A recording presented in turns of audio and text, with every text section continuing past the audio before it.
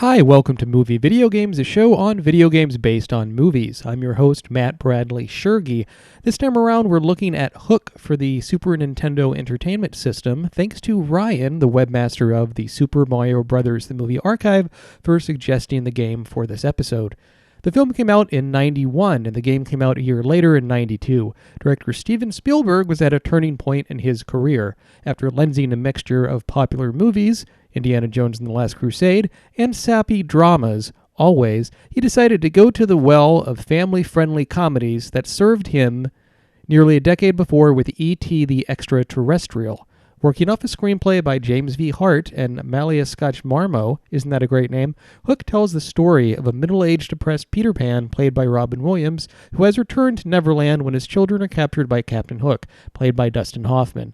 This movie had a huge budget for the time. I watched it when I was 9 years old, the day it was in theaters, and I found it boring and schmaltzy even as a kid.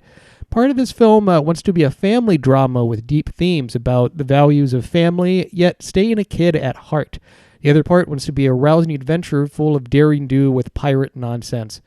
And there's also slapstick with fat kids throwing around invisible pies. Dustin Hoffman makes an excellent Hook. Bob Hoskins is fun as Smee, but the rest of the actors don't go anywhere in this tawdry, tedious story.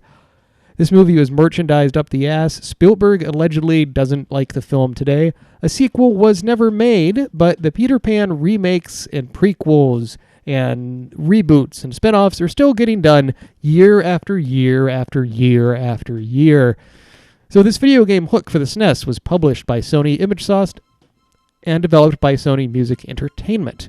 It's a side-scrolling game that's better and worse than you might expect. The graphics and animation are lush and lively, especially for the time. Characters look like something out of an anime with their moon pie eyes and over-the-top animations. Part of the music recreates John Williams' score in a faithful 16-bit fashion. After a cutscene that goes on for way too long, the game begins with Tinkerbell, who was played by Julia Roberts in the film, but looks like a few floating pixels in the game, transforms doughy Peter into a strapping Pan. He jumps a bit slow, and his dagger has an okay reach. The biggest obstacles to the gameplay are the poor flying controls and limited health meter. In the first level, you can die in only 3 hits. The enemies, in this case being the Lost Boys, move much faster than you do, making the game super hard from the get-go.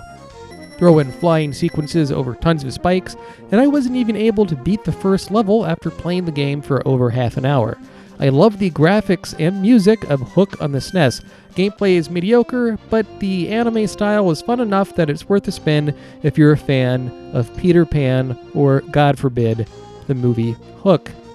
This is Matt Bradley-Tschirgi with Movie Video Games. Please leave comments below to tell me what you thought of the show and suggest games I should cover next time around on this series. Good night and have a pleasant tomorrow.